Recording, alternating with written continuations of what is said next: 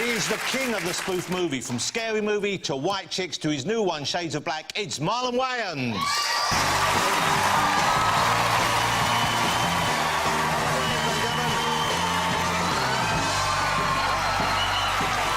Good-looking man right there. Hello, Marlon. Thank you for waiting around. It's the guy. Serious hands. Wow. Marlon, I'm so excited you're on the show. I'm excited you're here. I'm excited you're here.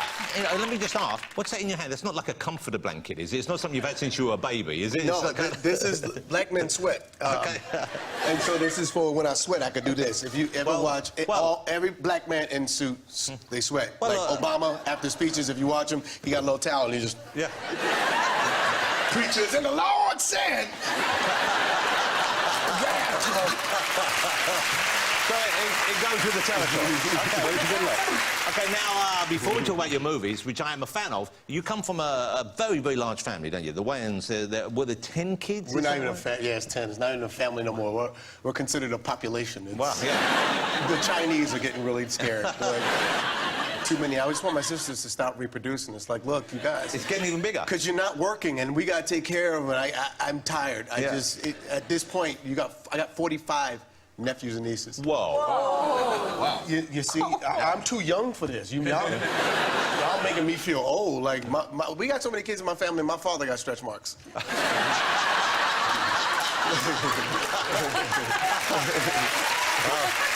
But when because growing up, you were not an affluent family. It wasn't a well-off family. So you had a fairly poor upbringing, didn't you? Is that English for broken? Yes. Yeah. That's a very proper way to go. Y'all broken. Yeah. And yet you all went off into these kind of stellar careers. Most of you in media, big careers. Now, where did that come from? How come your family in particular did you? I think poverty, you know, some people had, you know, when you're in the ghetto, you have, you know, there's a couple of things that get you out. Either you stay in school and you work hard and you become like a lawyer or like a doctor. We ain't that smart. Or you're athletic and you become a basketball player. My whole family got flat feet. Jokes was what we do. We used to look at life and go, instead of crying about like the things in our life, we always said, what's funny about it? Yeah. What's funny about poverty? What's funny about, you know, funerals? We go to, because, you know, projects, a lot of people die. So we go to funerals and be like, what's funny about this funeral? And it's just the way our sick mind works. Like, I'm serious. Like, I went to my cousin's funeral, and my auntie dressed him in some jeans and some Air Force Ones in the casket. And so he's sitting in the casket like this, and me and my brothers is like, if there's a guest list in heaven, Seti ain't getting in. If there's a dress code, he ain't getting in with them jeans on. Say P gonna be at the gate like, I'm sorry, Seti, man, you can't get in with them jeans. Hey, now, I have a picture here of you. There's a selfie. You like taking selfies when you're out and about with famous people. We had some pictures, but there's this one here. Let's see the one. This was taken at a funeral, I believe. Yeah, that's my cousin's right there. Now, that's my auntie's funeral. That was a lot of fun. I don't know whether that's... Is that happening? Yeah. It looks like you're having a good time at that funeral. Well, we have a blast at every funeral. And what's funny about that funeral is my cousin, I did like a eulogy, and my cousin, they so ghetto, they went and they sold the eulogy, the special appearances by the Wayans family. And they sold the funeral like in the streets like a bootleg. I'm dead serious. And like we made up, so me and my brothers, we made a flyer for like the after party, like Aunt Mo's death funeral. Come party it up with Aunt Mo. We're just a sick, twisted family, but it's beautiful. Okay, let's talk about 50 Shades of Black. Yes. Were you a fan of 50 Shades of Grey, the book, 50 Shades of Grey, the movie? Were you a fan of either of those before you came up with the idea for this? Well, I started reading the book because I seen women on the plane, you know, and they were like, girls loved the book. Like, they were hot and bothered. You know a woman's into a book when she curls up like this here.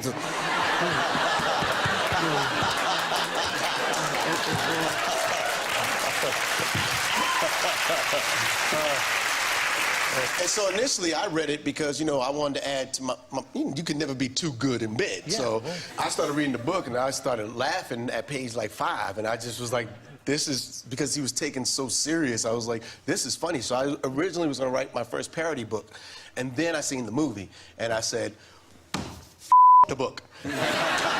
I was like, I got to do the movie. Now, you met E.L. James, who wrote the... Yeah, she's book. a sweetheart. You met her, didn't you? Yes. Did she know you were doing this? Yes. One of my buddies introduced me with Chateau Marmont, and he goes, E.L. James, this is Marlon Wayan. He's the guy that's making fun of your movie. Bye.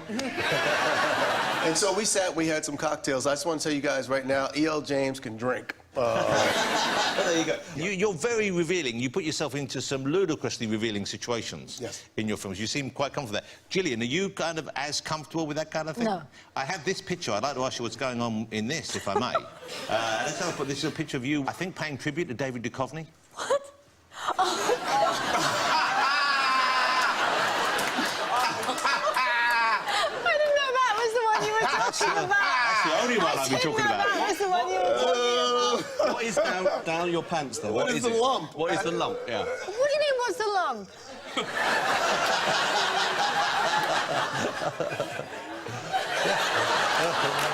It looks like a face, like, you know. It's crazy. Now, how even a comedy sex scene must take a certain amount of delicacy to shoot, I imagine. Now, how do you enter those kind of situations? I don't think about it. I just kind of do. I don't know. I don't think of it. I just kind of do. You should ask my co-star. She'll have a lot more to say. But you spent some time... She was like, "You're erect." I was like, "I'm trying to be truthful to the scene." If I'm not erect, it's a problem. By the way, you hearing your parents have sex has nothing on... I actually watch my parents have sex. Wow. Oh my God, my father, I was playing hide and go seek, and I was, you know, in the closet. I was like 8 years old. I was in the closet, and all I heard was a lot of skin slapping. So I look outside the closet, and my dad is going to work. Like, he's not stroking. The man is up like this. Boom.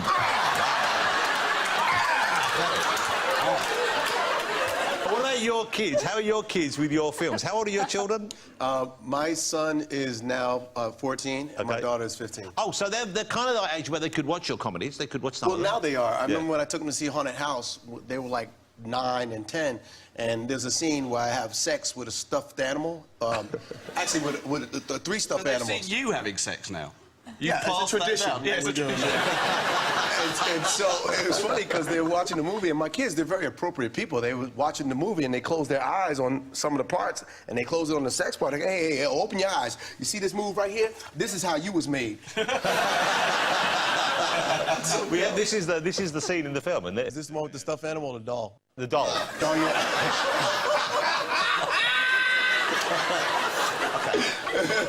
Now, you know what's crazy is girls come up to me, right? And they go, "I seen that scene in Haunted House too with you and the doll. I gotta tell you, I wished I was her."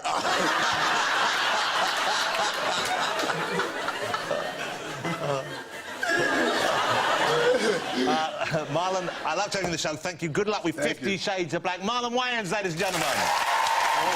Great stuff.